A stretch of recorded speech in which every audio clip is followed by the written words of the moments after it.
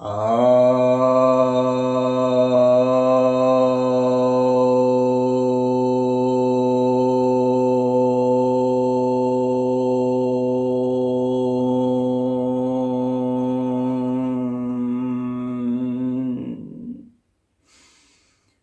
सभी भक्तजनों को सप्रेम नमः।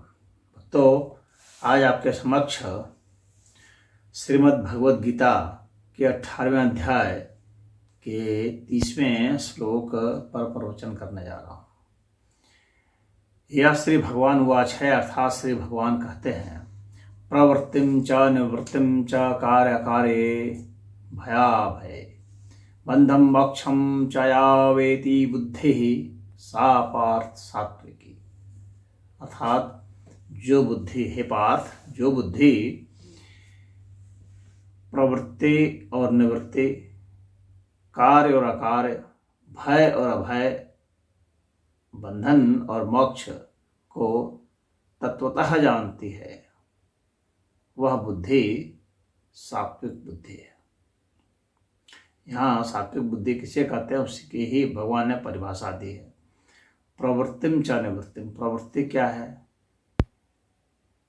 संसार की ओर प्रवृत्त होना, यानी उसकी ओर पढ़ना, आगे होना,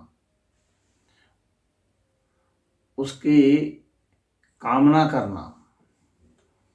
तो जब हमारी बुद्धि कामना करती है संसारिक चीज़ों की, जब हमारी बुद्धि भोग की कामना करती है तो वह प्रवृत्ति होती है, और जो कामना रहित होकर के कुछ करती है तो निवृत्ति होती है। जब तक तो ज्ञान के लिए परमात्मा की कामना करती है तो वह निवृत्ति होती है। तो ये जो कामनाएं हैं ये महत्वपूर्ण होती हैं इसमें, प्रवृत्ति और निवृत्ति में। संसारिक काम करते हुए भी अगर हमारी कामना नहीं है तो वह निवृत्ति ही है, और निवृत्ति का काम करके भी अगर कामना सांसारिक वस्तुओं की ही है तो वह प्रवृत्ति ही है। जैसे कि कोई संसार को छोड़ करके, घर गृहस्थी त्याग करके बाहर जाता है और बाहर उन्हीं चीज़ों की कामना करता है जिसको गृहस्थ लोग कामना करते हैं, तो फिर वह प्रवृत्ति ही है, निवृत्ति नहीं है। और घर गृहस्थी का काम करते हुए सबके हित के लिए ही वह कामना करता रहता है और कार्य करता रहता है, तो वह निवृत्ति ही है। तो सबके हित के लिए कार्य करना या अपने हित के लिए कार्य करना यह बहुत मायने रखता है। इससे ही प्रवृत्ति और निवृत्ति होती है। कार्य अकार्य, तो कार्य क्या है? जिससे सबका कल्याण हो वह कार्य है, जिससे व्यक्ति परमात्मा की ओर चल पड़े वह कार्य है, जिससे संसार की ओर चल पड़े वह कार्य है, जिससे लोगों का हित हो उसे अकार्य कहा जाता है। भयाभय, भय क्या है?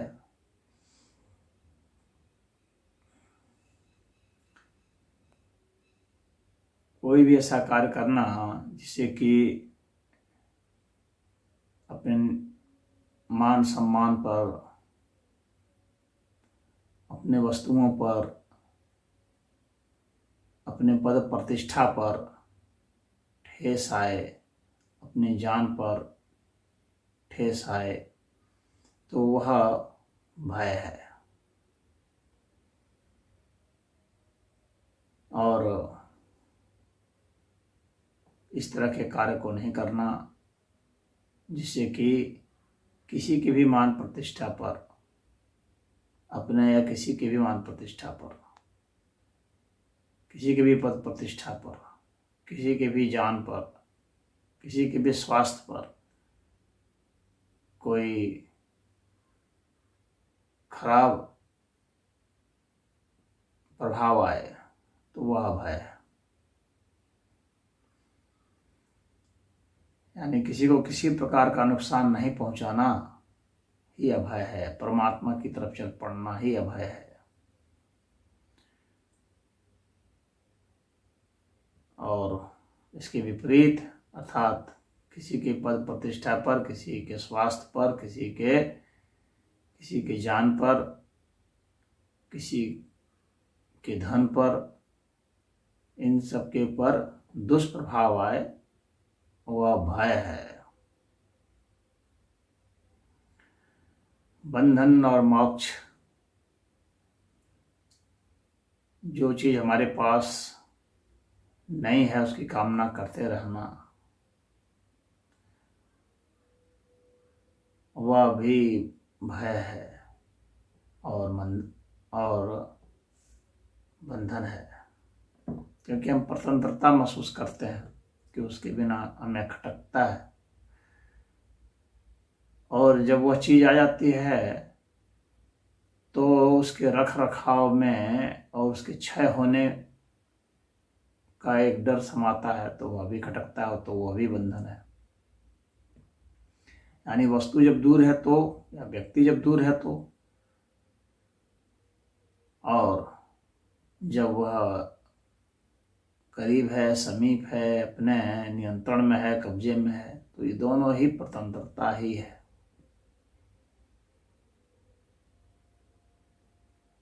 क्योंकि व्यक्ति जब वह नहीं होता है तो उसकी कामना करता है, और जब रहता है तो उसके क्षय से भयभीत होता है, उसके खो जाने का भय होता है, उसके चोरी होने का भय होता है, तो उसके कारण भी बंधन हो जाता है। ये दोनों ही बंधन के कारण है। यानी व्यक्ति का दिमाग उसमें बंधा रहता है। तो आपका मस्तिष्क किसके साथ आकर्षित महसूस कर रहा है, इसका मतलब बंधन पैदा कर रहा है। अगर मस्तिष्क किसी के साथ आकर्षित नहीं है तो फिर जो है वह मोक्षकारी है।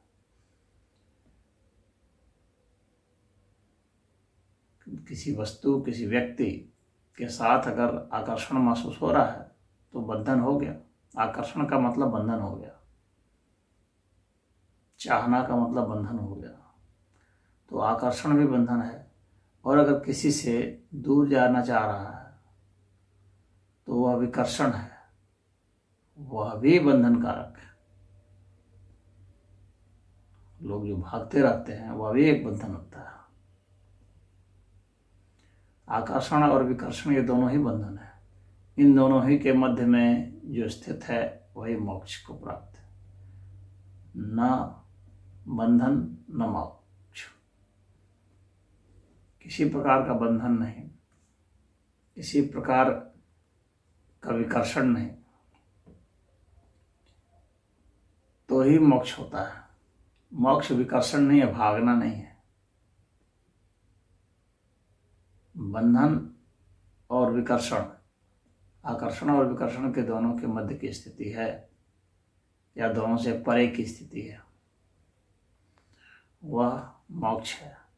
तो इस तरह से जो बुद्धि जानती है वैसी बुद्धि को सात्विक बुद्धि कहा जाता है।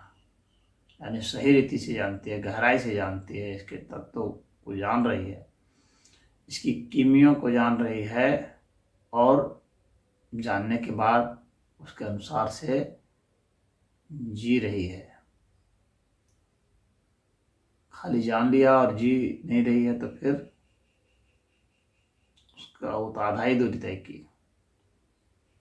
तो जब उसके हिसाब से वो जी रही है तो फिर वह बुद्धि सात्विक है, यानी सत्य को जानती है, यानी तत्व को जानती है, सार को जानती है। तो ऐसी बुद्धि को कहा गया है सात्विक। पार्थ यहाँ पृथापुत्र अर्थात अर्जुन के लिए आया है। तो इस श्लोक का यही अर्थ हुआ। हरि ओम।